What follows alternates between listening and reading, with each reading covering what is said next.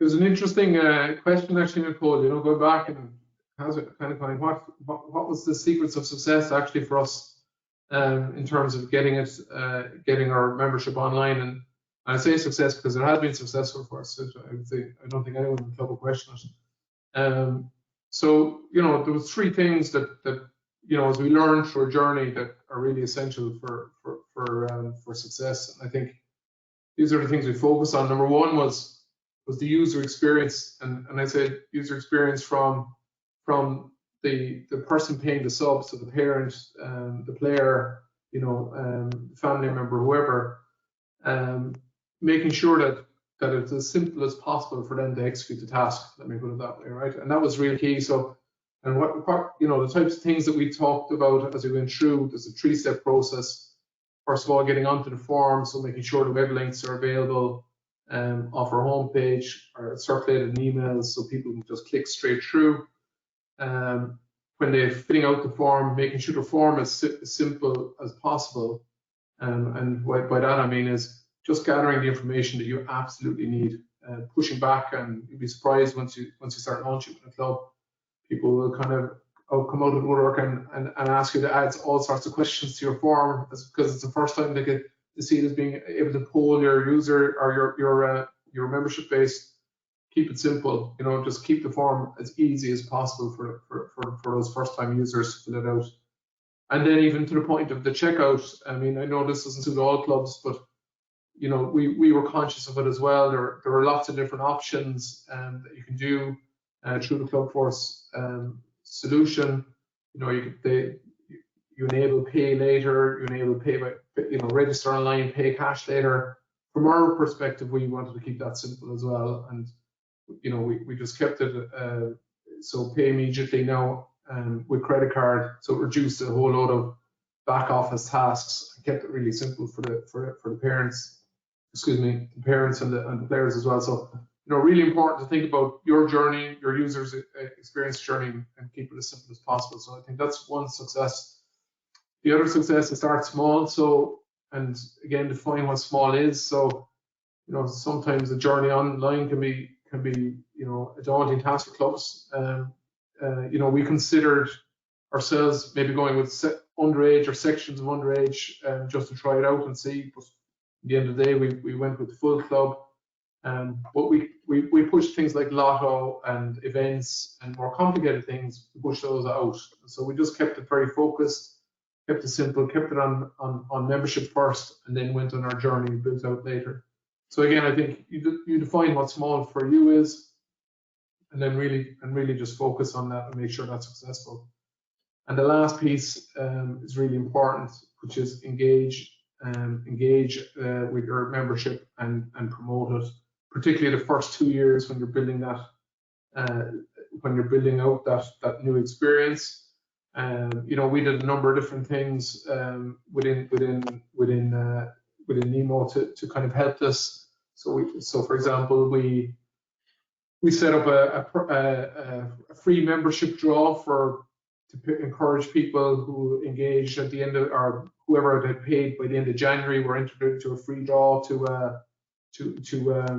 get free membership for the year. So that was one, and it was a really interesting one actually, because we got, you know, of the registrations that January, more than 60% of them came in on the 30th and 31st of January. So you could see it was quite successful. Yeah. We use that then as a hook, obviously, to drive it out in our social media channels, on our email channels. We set up the automatic reminder mails coming out from Clubforce, which are really important. So these are it's called ARM. These things come out every week or 2 weeks. You can configure it whichever way you want. And they come out and they just land in people's inboxes to remind them that they need to register. And again, it's an easy way because people can just click right through. And the last thing we did is we ran, for the first year, we kind of ran clinics at fixed times on a couple of Saturdays over the first couple of months to help people who had, you know, might have had challenges the first time doing it, or were nervous about doing it or whatever. You know, not a huge portion of the population came through, but certainly some people came in and used that facility. So that was really, really useful to get off the ground. So So all those things help to make that a success, particularly in the first year. But as we move forward then into the second and third year, people become more used to it, more favourite it, and it just becomes a normal thing. The ongoing ARM then becomes really, really important, because that's something that is enabled every year, and as soon as it comes into your inbox, you can see when it goes out on we have it configured to go out on a Tuesday morning, you get a spate of registrations straight after that email. So really important. Yeah, I'm glad to hear you mention the ARM, Greg. It's over the years it's been proven to be our most effective tool. It's unique to Clubforce, and we've refined it as time has gone on. But just for the benefit of clubs that are logged in tonight that are not clients of Clubforce, the automatic reminder mail is the mail that we can activate for clubs that would go out and send the membership link to their membership base at timed intervals. You see clubs way back before you, registration time, doing it maybe once a month, but then obviously once a week, and it has the wording and the header and footing of the club on it as well. So it kind of does all that knocking on the door for you, Greg, I think. Yeah, no, absolutely. Particularly when people get used to it, Matt. I think when you first launched, even though it's all the other things as well that are really important, making sure that clinics are there. I think, even that little, as I say, even that little competition drove engagement. So it's all about how to drive engagement and promotion. ARM is one of those tools in your toolbox from day one, but it becomes even more important as we move out into the later years, because that you don't do the same level of care in the later years as you do in the first year. Sure. With your one aspect of sorry, Nicole, go on. No, I was just going to say, with your customizable questions, like, have you brought in any of them in terms of, you can ask the question if what school the child is in, or a volunteer. So we like, again, there's a balance of trying to get information in and keep the form simple. But one of the questions we did ask was just to get, particularly for the underage, to get them to enter the schools that they go to give us an idea of where our demographics and our population are coming from. And I think what's really interesting is that, being a city centre club, it's, there's a reasonably diverse area around us in the area of Turner's Cross and into Douglas. But what we found is actually we had kids from 16 different primary schools coming to Nemo, which I thought was really, really interesting. Now, again, there's probably 3 or 4 that are bigger schools, and then there's a long tail.